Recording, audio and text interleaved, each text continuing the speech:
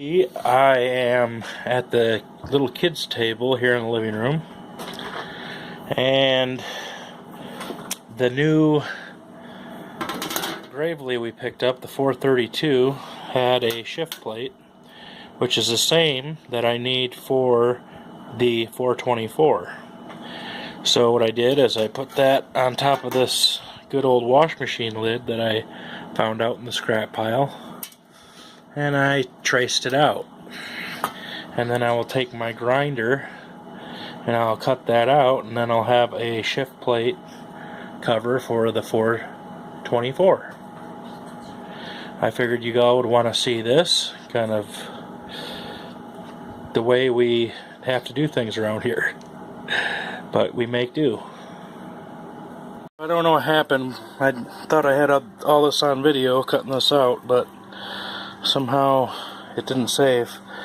But anyways, I got the square part of it cut out, or rectangular rather, and I've started cutting out the center shift openings, and I'll give you an update when we get those cut out. Well, folks, DIY shift plate cover out of an old wash machine lid. And with that porcelain finish on there, that ought to take a new decal sticker like the one that's supposed to be on there. Well, it's on there, but it's kind of seen its better days. Well, tell me what you think, folks, in the comments below. Have a great day, and God bless. Well, threw it on here just to see how it looked. Of course, it's not going to go on this one. It's actually for the other Gravely, the 424. But seeing as how this one was handy, we've already dragged the 424 out to the back garden shed and put a blanket over her, keep her warm till we can raise the funds to buy the adapter kit to put a new motor on it, because the Gravely motor's kaput on the 424. Really sad, because we just got done restoring that one. But at least we got a Gravely that runs. At least will, after I put it all back together.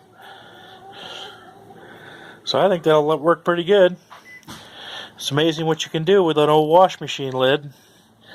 And just basic shop tools. I mean, I don't have any machine tools or anything like that. Just a side grinder is all I used, and a drill to make this. You know, I know it's not perfect, but once I put a decal over the top of it, you won't be able to tell that it's not factory. I guess if you looked real close. But the holes all line up. The bolts will go in just fine. I'm happy with it. Thanks for watching. Stay tuned. Dang, blasted hot out here. I had to bring a fan outdoors. Can you believe that? So, talk about some tedious work here. Been taping off the decal on the New Holland. Seeing as how this thing's so rare, nobody makes them. So, taped it off, hoping I can salvage it. If not, I'll paint over them and I'll try to have some made for me. But I think this will do fine. I didn't want to restore this one 100% because it's already in such good condition. I'm just trying to spruce it up and get it ready, parade ready for Buckley. So got both sides done. I'm going to throw some paint on it and show you what it looks like. Well, I got the first coat of paint on. The color match, I think they really did a great job up there at Napa. Looks very, very close to the original color. We had to bring the hood up there, and they had to put their color scanner on there so they could match up the color, and it turned out great. It's called like 71 Ford green, gold, or something like that. But which would make sense because Ford New Holland. But we'll get another coat on it in a little bit after she's dry. That was one whole can. Actually, it was cost more to paint this hood and it's cost to paint probably all the other tractors combined $30 to have 2 cans of color match paint made. Show you more in a little bit. Till about 11 o'clock last night, putting this thing back together. Got the coil on, spark plug wire. Had to untape everything. Got the wheels on, deck pan, seat, hood. Put new bolts, at least the last ones that I had, in the top there. Looks pretty good.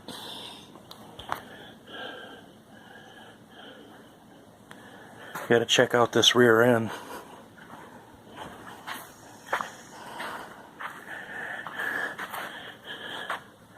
Everybody likes a lady with a nice rear end. This lady has a nice rear end.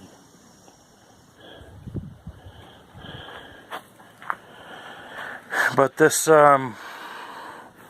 axle seal has really started to let go. Amazing for not even going anywhere with it. But this had to have been doing this for quite a long time. When we took the tires off, they were full of oil. Looks like the outside was wiped off, but the inside still had a oil stain on it. It's been just gushing ever since we got it. So we'll have to go through there and put new axle seals in. I've been debating on whether I want to take it down off of here or not. And then I sanded this down and put a second coat. This is the new Holland hood that we had color matched. So I've got to scrub this thing all up today, get it all cleaned, and see if I'm going to be retouching the paint on the bottom of the frame and the seat pan, or if I'm just going to leave it as is and maybe put a treatment or clear coat or something on it. So I'll give you an update.